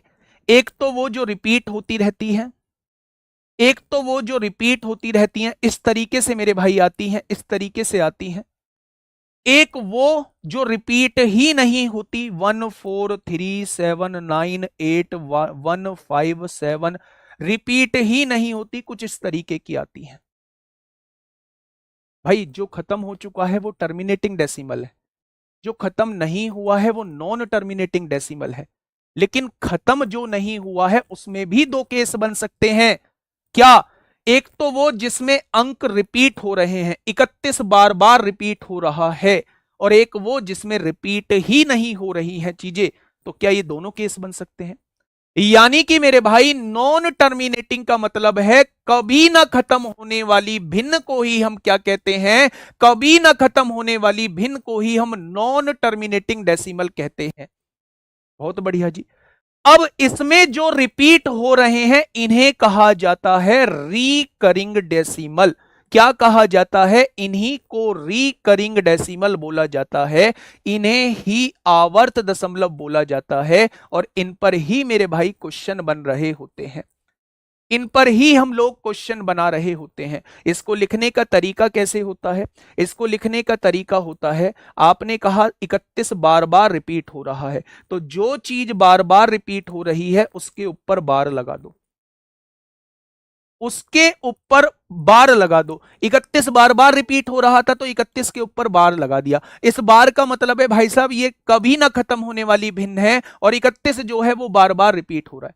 जो चीज बार बार रिपीट होती है उसे क्या कहा जाता है? आवर्त दशमलव बोला जाता है, उसे रिकरिंग डेसिमल बोला जाता है। जो चीज रिपीट नहीं होती उसे नॉन रिकरिंग डेसिमल बोला जाता है, उसे नॉन रिकरिंग डेसिमल बोला जाता है, अनावृत डेसिमल, अनावृत दशमलव बोला जाता है। क्या बोला जाता है? अनावृत दशमलव बोला जाता है। बताइए इसमें कोई दिक्कत है? अनावृत दशमलव बोला जाता है। क्या इस चीज में कोई दिक्कत है मेरे दोस्त? तो आप कहेंगे जी बिल्कुल दिक्कत नहीं है। अब आप कहेंगे जी इस आवर्त दशमलव का मतलब क्या है? बाद की बात है यार, आज तो हम क्लासिफिकेशन पढ़ रहे हैं। ठीक है मेरे भाई, तो सबसे पहले हमने डेसिमल पढ़ा। डेसिमल क्या होता है? डेसिमल बच्चे जो पॉइंटों के रूप में लिखे होते हैं वो सारे डेसिमल कहलाते हैं। डेसिमल भी दो पार्ट में हमने कैटेगराइज किया। पहला पार्ट टर्मिनेटिंग डेसिमल था, जो पूरा पूरा डिवाइड हो जाता है वो टर्मिनेटिंग डेसिमल होता है। जो पूरा पूरा डिवाइड नहीं होता, कभी ना खत्म होने वाली भिन्न को हम नॉन टर्मिनेटिंग डेसिमल कहते हैं। नॉन टर्मिनेटिंग डेसिमल भी दो तरीके के होते हैं मेरे भाई। एक तो वो जिसमें रिपीट हो रही होती हैं चीजें, उन्हें रिकरिंग या आवर्त दशमलव बोला जाता है। और जिसमें रिपीट नहीं हो रही होती हैं, ऐसा नहीं है कोई एक अंक रिपीट हो गया, नहीं, एक संख्या बार बार रिपीट होनी चाहिए, उसे जो है वो रिकरिंग डेसिमल बोला जाएगा। और अगर कोई संख्या बार बार रिपीट नहीं हो रही है तो उसे क्या बोला जाएगा? नॉन रिकरिंग डेसिमल बोला जाएगा। क्या ये बात क्लियर हुई आप लोगों को? बहुत बढ़िया, बहुत शानदार। हाँ हाँ, स्पेलिंग बिल्कुल ठीक लिखा है, नॉन रिकरिंग डेसिमल लिखा हुआ है, कोई दिक्कत नहीं है। क्या यहां तक चीजें क्लियर हुई? तो आपने कहा जी चीजें क्लियर हो गई। प्यारे दोस्त, यहां एक चीज और सुन के चलना, जितने भी टर्मिनेटिंग डेसिमल होती हैं जो पूरी पूरी डिवाइड हो जाती हैं, वो सारी की सारी रेशनल नंबर होती हैं, वो सारी की सारी परिमेय संख्या होती है। अब किसी को भी ले लेना भाई, ये पूरी की पूरी डिवाइड हो रही है तो ये रेशनल नंबर भी तो है, ये पूरी की पूरी डिवाइड हो रही है रेशनल नंबर भी तो है, ये पूरी की पूरी डिवाइड हो रही है रेशनल नंबर भी तो है, ये पूरी की पूरी डिवाइड हो रही है रेशनल नंबर भी तो, ये पूरी की पूरी डिवाइड हो रही है रेशनल नंबर भी तो है। लेकिन जब पूरी की पूरी डिवाइड नहीं होती तो इसमें जो रिपीट हो रहे होते हैं ये तो रेशनल नंबर होते हैं, ये तो रेशनल नंबर होते हैं, क्योंकि इनको सॉल्व करने का तरीका मैं बताऊंगा नीचे 9 लिखने का। लेकिन जो रिपीट नहीं हो रहे होते वो इर्रेशनल नंबर कहलाते हैं। वो क्या कहलाते हैं? इर्रेशनल नंबर कहलाते हैं, इर्रेशनल नंबर कहलाते हैं मेरे भाई। क्या ये चीज समझ में आई? एक बार बोर्ड पे निगाह मारो, इतना सब कुछ समझ में आ गया जो मैंने बोर्ड पे लिखा है? इतना सब कुछ समझ में आ गया जो मैंने बोर्ड पे लिखा है? एक बार तेजी से 5 सेकंड में चीजें, हाँ 10:30 बजे इंग्लिश है, 10:30 ही छोड़ूंगा मेरे भाई। एक बार मुझे बताइए क्या यहां तक चीजें समझ में आ गई सारी कुछ? तो आप कहेंगे जी सारा कुछ समझ में आ चुका है। थम्स अप कर दिया करो यार, थोड़ा सा अच्छा लगता है जब आप थम्स अप करते हो, थोड़ा सा कॉन्फिडेंस भी आता है कि हाँ बहुत अच्छी चीजें हम लेके चल रहे हैं, बहुत सही दिशा में चल रहे हैं। मेरे भाई जब मैं क्वेश्चन कराऊंगा ना तो आप जरा सा भी टाइम नहीं लोगे, आधा पौन घंटे में 30-35 क्वेश्चन कर जाओगे अगर आपको थ्योरी पार्ट क्लियर है। ठीक है, बहुत बढ़िया। इसको कैसे सॉल्व करें? ये भाई साहब डेसिमल का पार्ट है, इसके बटे में 99 लगा देंगे, 99 लगा देंगे। क्यों लगा देंगे वो बाद में पढ़ें, अभी नहीं। ठीक है जी, ये बात समझ में आई? बहुत बढ़िया, बहुत शानदार। अब थोड़ा सा यहां आइए मेरे भाई, हम लोग क्या पढ़ चुके हैं? टर्मिनेटिंग भी पढ़ चुके हैं, नॉन टर्मिनेटिंग भी। नॉन टर्मिनेटिंग रिकरिंग हो सकती है, नॉन रिकरिंग ये हम लोग पढ़ चुके हैं। नेचुरल नंबर्स हम लोग पढ़ चुके हैं, 1 से लेके इन्फिनिटी तक होते हैं। अगर नेचुरल नंबर्स में जीरो को और ऐड कर दें तो वो होल नंबर बन जाते हैं। अब आगे हम लोगों को ये चारों चीज पढ़नी है, जिन्हें prime number, composite number, even number और ओड नंबर, इन्हें बिल्कुल सेपरेट मैं आपको पढ़ाने की कोशिश करता हूं, फिर थ्योरी पार्ट जो है वो हम लोगों का क्लियर हो जाएगा। ठीक है, ये बोर्ड पीडीएफ भी आप लोगों को मेरे प्यारे दोस्त मिल जाएगी, बोर्ड पीडीएफ भी आप लोगों को मिल जाएगी और क्लास नोट्स भी आप लोगों को मिल जाएंगे। ठीक है, हेडिंग डालिएगा। सबसे पहला, ओड नंबर और इवन नंबर क्या होते हैं? इवन नंबर क्या होते हैं, यानी सम संख्या क्या होती है? आप बचपन से पढ़ते आए हैं, 6th 7th क्लास से आप लोग सम संख्या के बारे में जानते होंगे। ओड नंबर्स क्या होते हैं? ओड नंबर्स क्या होते हैं? फटाफट से इन्हें पढ़ लीजिए, फिर एक बड़ा टॉपिक हम लोग डिस्कस करेंगे जिसका नाम होगा प्राइम नंबर, जिसका नाम होगा प्राइम नंबर, यानी कि अभाज्य संख्याओं के बारे में हम लोग बात कर रहे होंगे। विषम संख्या मेरे भाई, बताइए, फटाफट बताइए मेरे भाई, इवन नंबर्स क्या होते हैं? ये तो पढ़ रखा है आपने। इवन नंबर्स क्या होते हैं? सम संख्याएं क्या होती हैं? सम संख्याएं वो सारी संख्याएं होती हैं जो 2 से डिवाइड हो जाती हैं, डिवाइडेड बाई 2। अब आपने तो 2 का नियम नहीं पढ़ा है, मैं बिल्कुल शुरुआत से लेके चल रहा हूं। आपने तो 2 का नियम नहीं पढ़ा है, तो कैसे बताएंगे? मैं बताता हूं। अगर किसी भी संख्या का यूनिट डिजिट यानी इकाई का अंक आप लोगों को 0, 2, 4, 6, 8 दिख जाए, अगर किसी भी संख्या का इकाई का अंक 0, 2, 4, 6, 8 दिख जाए तो वो सारी संख्याएं जो हैं वो मेरी इवन नंबर कहलाती हैं। जैसे मैंने आपके सामने लिखा 1532, इकाई का अंक 2 है तो ये मेरे यूनिट डिजिट, ये इवन नंबर कहलाएगी। मैंने आपके सामने लिखा 2147, इकाई का अंक इनमें से नहीं है तो ये मेरी इवन नंबर नहीं कहलाएगी। मैंने आपके सामने लिखा 5149, इकाई का अंक इनमें से नहीं है या इकाई का अंक 2 से डिवाइड नहीं होता तो ये भी मेरी इवन नंबर नहीं कहलाएगी। यानी जिसका इकाई का अंक 2 से डिवाइड हो जाता है वो सारी की सारी इवन नंबर कहलाती हैं, वो सारी की सारी इवन नंबर कहलाती हैं मेरे भाई।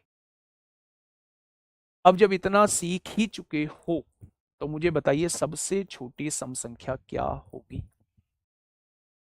सबसे छोटी सम संख्या क्या होगी? सबसे छोटी सम संख्या, सबसे छोटी सम संख्या, स्मॉलेस्ट इवन नंबर, बताइए। सबसे छोटी सम संख्या क्या होगी? 2 या 0?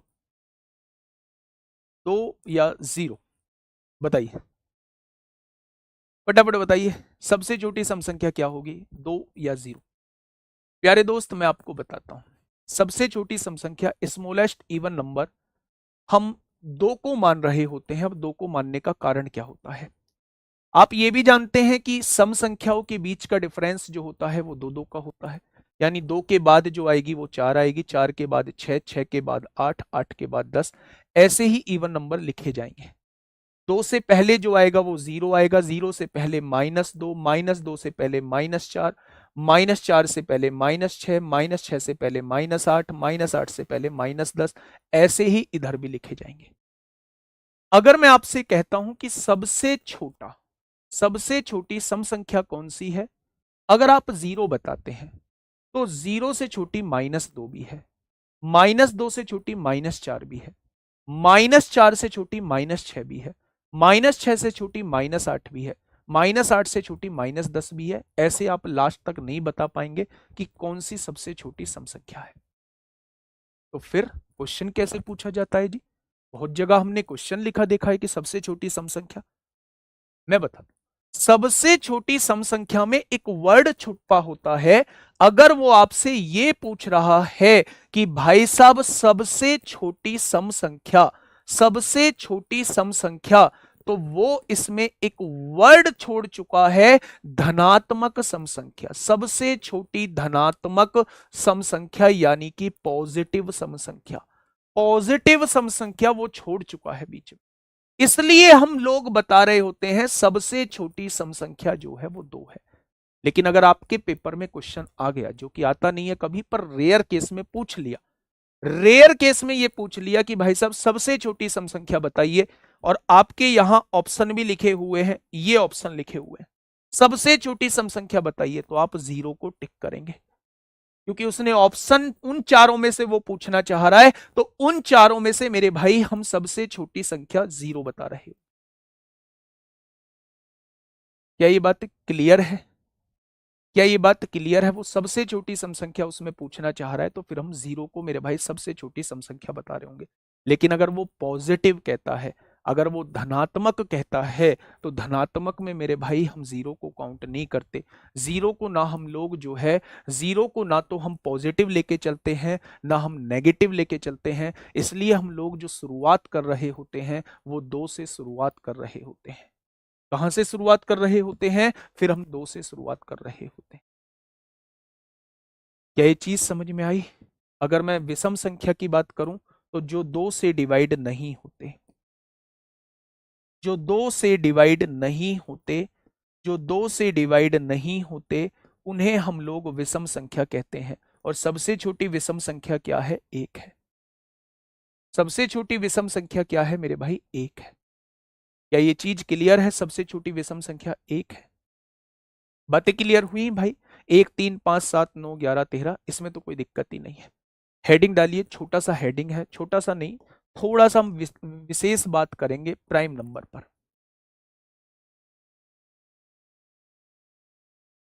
प्राइम नंबर पे हम लोग बात करेंगे, यानी कि अभाज्य संख्याओं पे हम लोग बात करेंगे।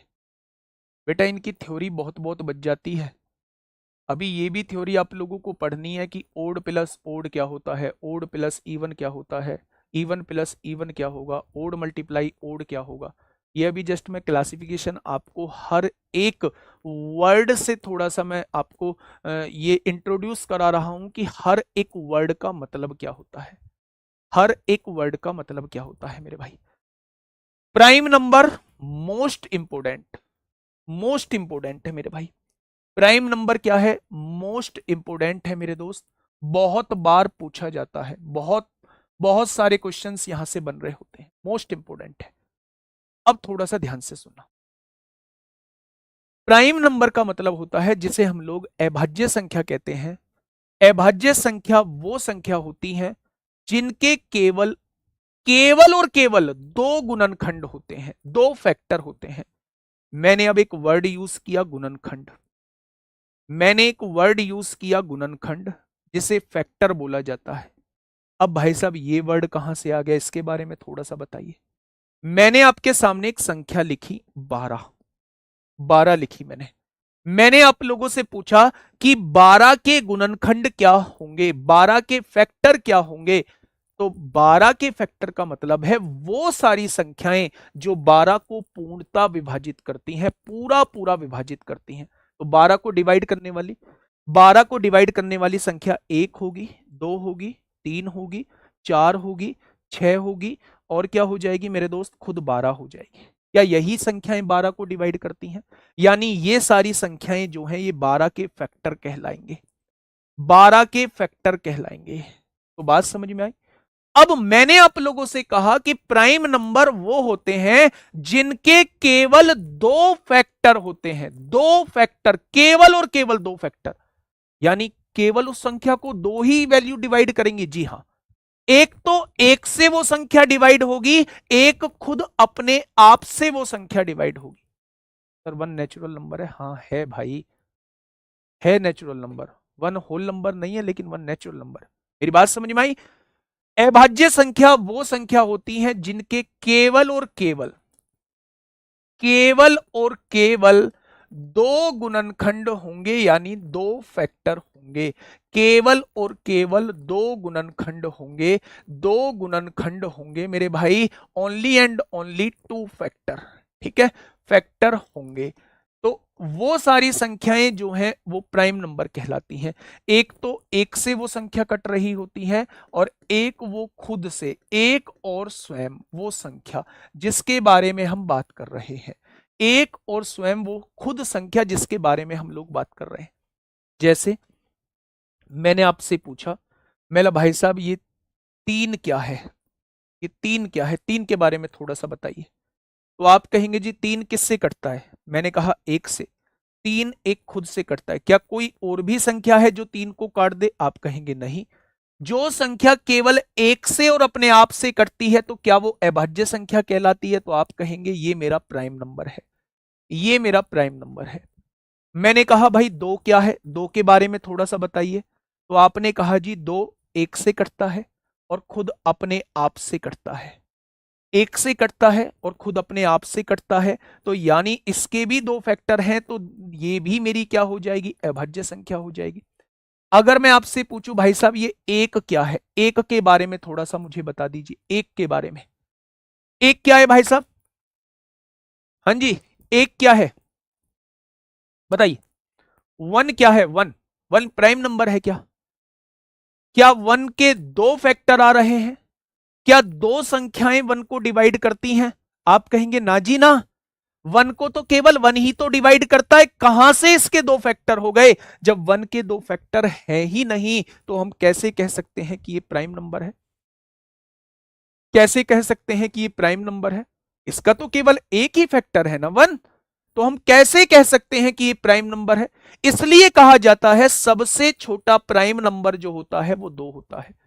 सबसे छोटा, प्यारे दोस्त यहां लिख लीजिए, सबसे छोटा प्राइम नंबर यानी सबसे छोटा, सबसे छोटी अभाज्य संख्या, स्मॉलेस्ट प्राइम नंबर क्या होगा?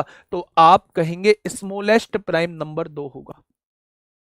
और 2 का एक और फैक्ट आपको पता होना चाहिए, 2 ही एकमात्र ऐसा प्राइम नंबर है जो सम संख्या है, जो सम संख्या है, यानी कि जो इवन नंबर है। वरना सारे के सारे प्राइम नंबर जो होते हैं वो ओड होते हैं। मेरी बात समझ में आई? ये पॉइंट जो मैंने लिखे हैं आपके सामने, क्या ये चीजें क्लियर है? मैंने आप लोगों से कहा सबसे छोटा प्राइम नंबर 2 है। आप पूछते 1 क्यों नहीं है? मैंने उससे आपसे पूछा कि 1 क्यों नहीं है, क्योंकि इसके दो फैक्टर नहीं है, दो फैक्टर नहीं है, इसलिए ये मेरा प्राइम नंबर नहीं है। तो मेरे दोस्त मुझे ये बताइए, अगर सबसे छोटी अभाज्य संख्या 2 है, और एक और फैक्ट आपको पता होना चाहिए कि 2 ही एकमात्र जो है, 2 ही एकमात्र ऐसी अभाज्य संख्या है जो सम संख्या भी है, यानी जो मेरा इवन नंबर भी है। वरना कोई भी इवन नंबर ले लो आप, 2 के बाद 3 आएगा, 3 के बाद 5 आएगा, 5 के बाद 7 आएगा, 7 के बाद 11 आएगा, 11 के बाद 13 आएगा, 13 के बाद 17 आएगा। ये सारी की सारी अभाज्य संख्या विषम संख्या होंगी। ठीक है भाई साहब, तो स्मॉलेस्ट प्राइम नंबर 2 है और 2 ही एकमात्र मेरी इवन संख्या भी है।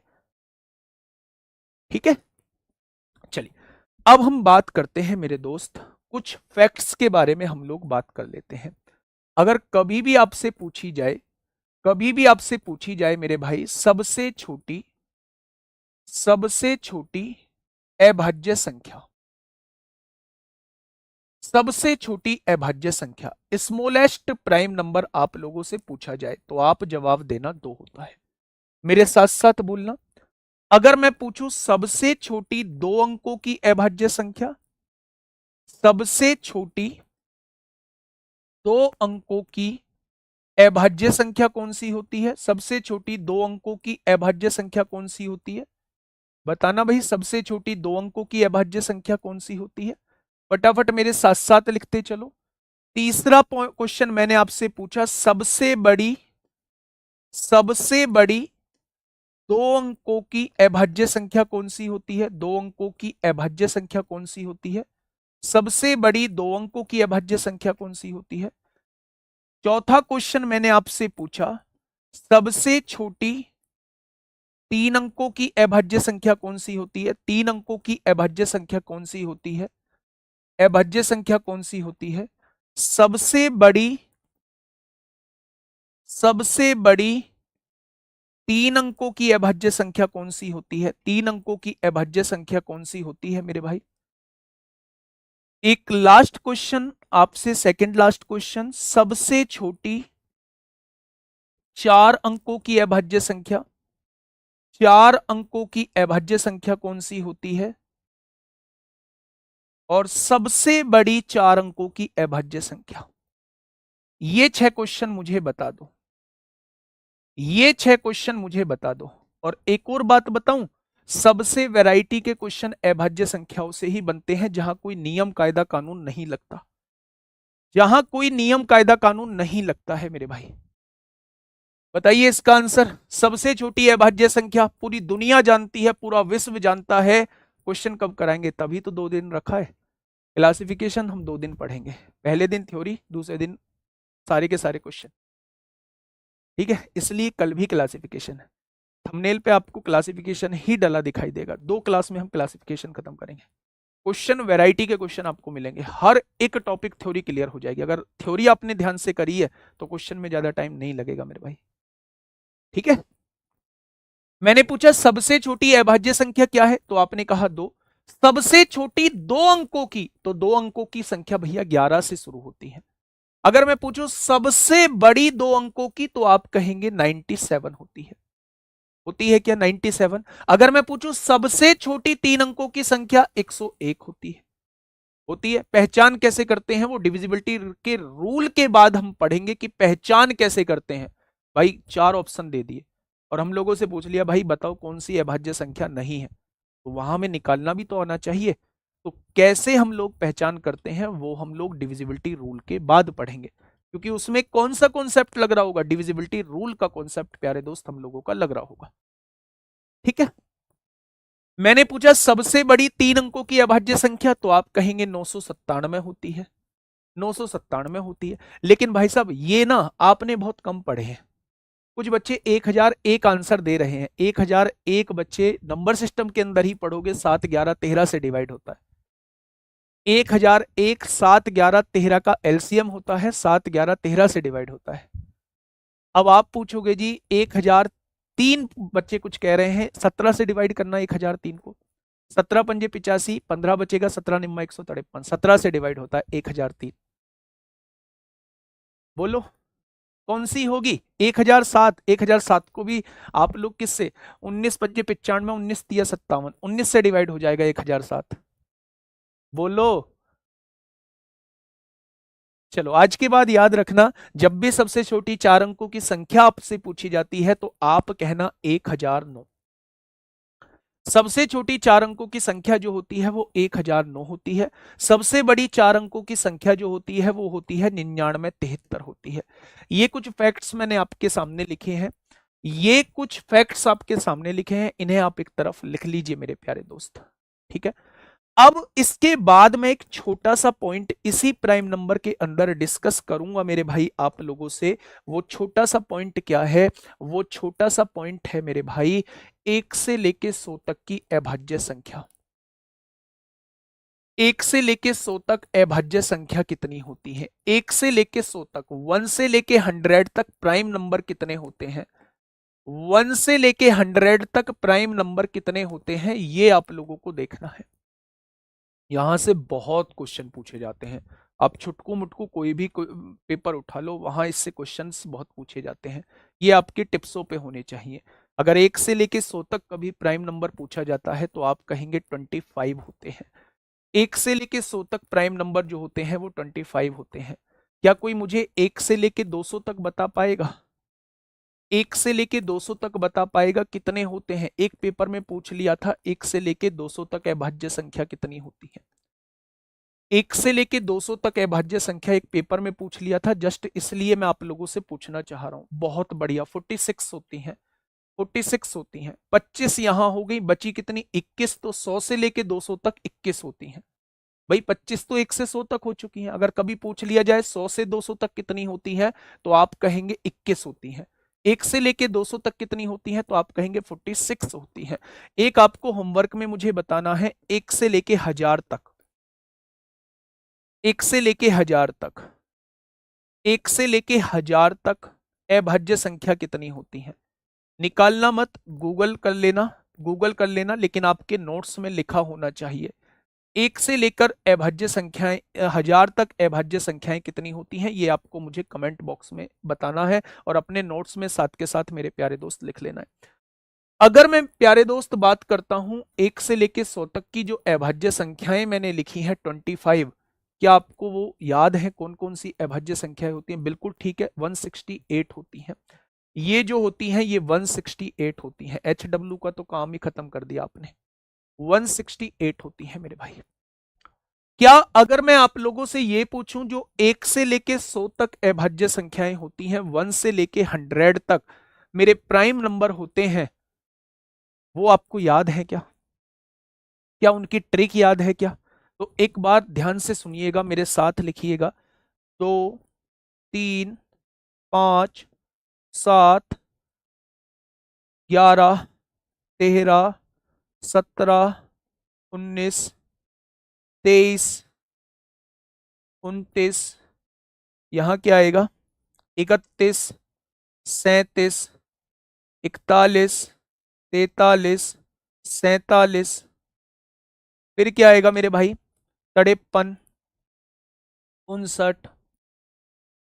अगर मैं देखूं 60 वाली लाइन में देखूं तो 61 होती है, 67 होती है, 70 वाली लाइन में 71 होगा, 73 होगा और 79 यानी 79 होगा, 80 वाली लाइन में 83 होगा, 89 होगा और 90 वाली लाइन में केवल एक 97 होगा। क्या इनसे अलग कुछ है आपके दिलो दिमाग में? 1 2 3 4 5 6 7 8 9 10 11 12 13 14 15 16 17 18 19 20 21 22 23 24 25 हो गए क्या? अच्छा एक बात मुझे बताइए, एक छोटी सी बात मुझे समझाइए।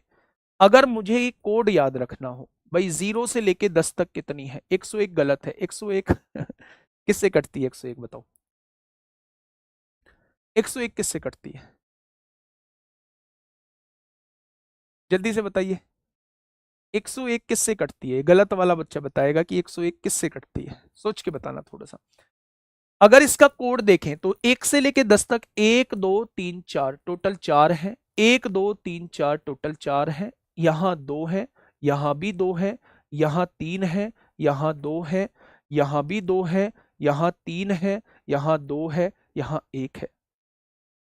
प्यारे दोस्त, जब भी 1 से लेके 100 तक का जिक्र किया जाए तो 44 22 32 23 21 आप लोग याद रखेंगे।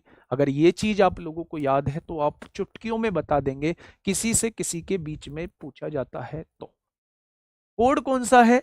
44, 22, 32, 23, 21 याद रखेंगे। यानी 1 से लेके 10 तक 4 है, 10 से लेके 20 तक 4 है, 20 से लेके 30 तक 2 है, 30 से लेके 40 तक 2 है, 40 से लेके 50 तक, 87 बेटा 3 से करती है, 40 से लेके 50 तक 3 है, 50 से लेके 60 तक 2 है, 60 से 70 2 है, 70 से 80 3 है, 80 से 90 2 है, 90 से 100 1 है।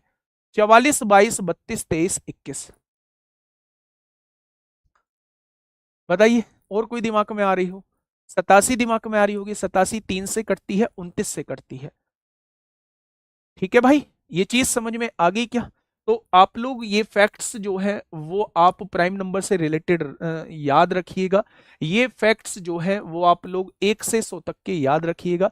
ट्विन प्राइम पे अभी थोड़ा सा आऊंगा, थोड़ा सा वेट कर लो यार, इतने एडवांस क्यों हो?